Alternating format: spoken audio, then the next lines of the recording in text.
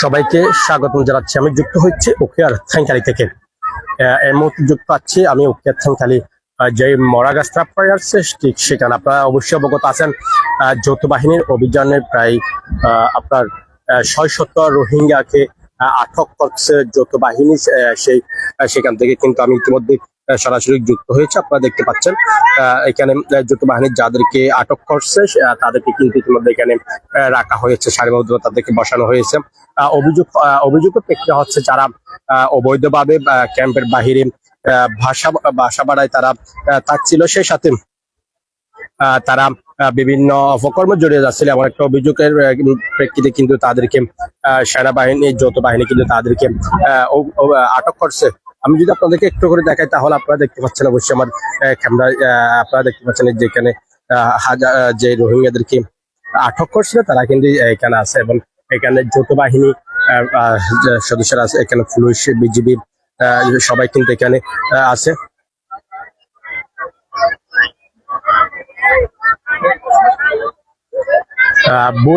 বুড়ে কিন্তু যৌথ বাহিনীর যে অভিযানটা পরিচালনা করা হয় সেই অভিযান পরিচালনার মধ্যে প্রায় ৬০০ রোহিঙ্গাকে আটক করা হয়েছে এমনটা আমাদেরকে জানানো হয়েছিল। তার আমরা একটু করে দেখতে পাচ্ছি এখানে যে যাদেরকে আটক করা হয়েছে তাদেরকে বিভিন্নভাবে কিন্তু লিস্ট তালিকা করে এবং কে কোন ক্যাম্প থেকে আসছে সেটা তালিকা করে কিন্তু তারা তাদেরকে বসানো হচ্ছে এবং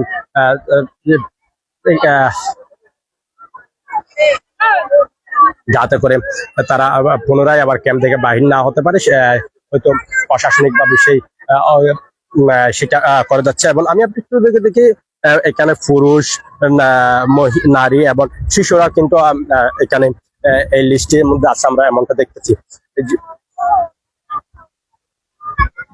যৌথ বাহিনীর পক্ষ থেকে বলা হচ্ছিল তারা অবৈধভাবে ক্যাম্পের বাহিরে বসবাস করতেছে। তার এই অভিযোগে কিন্তু তাদেরকে যৌথ বাহিনীর অভিযানে কিন্তু তাদেরকে আটক করা হয়েছে।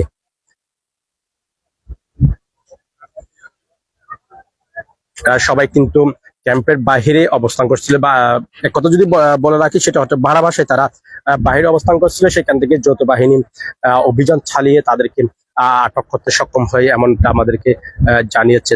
যদিও বা শুধুমাত্র পুরুষ না, এখানে পুরুষ, শিশু, নারী উভয় কিন্তু সে অভিযানে ছিল এবং তাদেরকে এখন মরাগাছতলা পয়েন্টের যে অস্থায়ী যে কলেজটা নির্মাণ ছিল সেই খালি মাঠে কিন্তু তাদেরকে রাখা হয়েছে এবং প্রেক্ষিতে এখানে লিস্ট করা হচ্ছে। হয়তো তাদেরকে সম্পূর্ণ তালিকা করে হয়তো প্রশাসনিক ভাবে যেই পদক্ষেপ গ্রহণ করা প্রয়োজন সেটি করবে এমনটা আশঙ্কা করতেছি। এখনো পর্যন্ত জানি না সর্বশেষ তাদেরকে কি ক্যাম্পে পাঠানো হবে নাকি তাদেরকে কারাগারে পাঠানো হবে সেটা আমরা এখন নিশ্চিত না। তবে যাদেরকে আটক করা হয়েছে তারা কিন্তু এখনো পর্যন্ত এখানে আছে। আমরা দেখতে পাচ্ছি তাদেরকে গাড়িতে হয়তো ক্যাম্পের গাড়িতে তুলতেছে, আমরা একটু করে দেখতেছি। আমরা দেখতেছি যে সেনাবাহিনীর যে গাড়িটা আসছে সেই গাড়ি কিন্তু তাদেরকে তোলা হচ্ছে, আমরা লক্ষ্য করতেছি।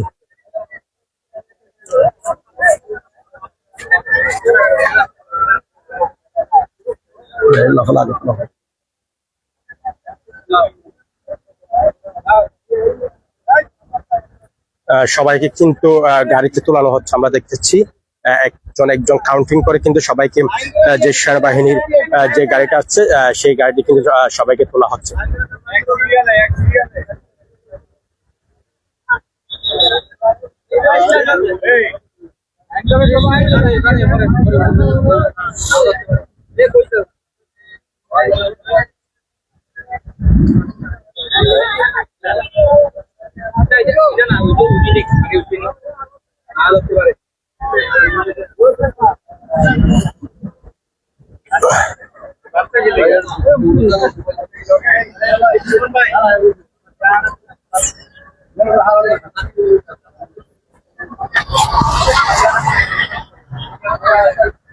তাদেরকে গাড়িতে তোলা হচ্ছে। বর্তমানে আমরা দেখতেছি যে যাদেরকে আটক করা হয়েছিল তারা কিন্তু এখানে অপেক্ষা হয়েছিল সকাল থেকে, এখন কিন্তু তাদেরকে গাড়ি করে নেওয়া হচ্ছে, আমরা সেটা লক্ষ্য করতেছি।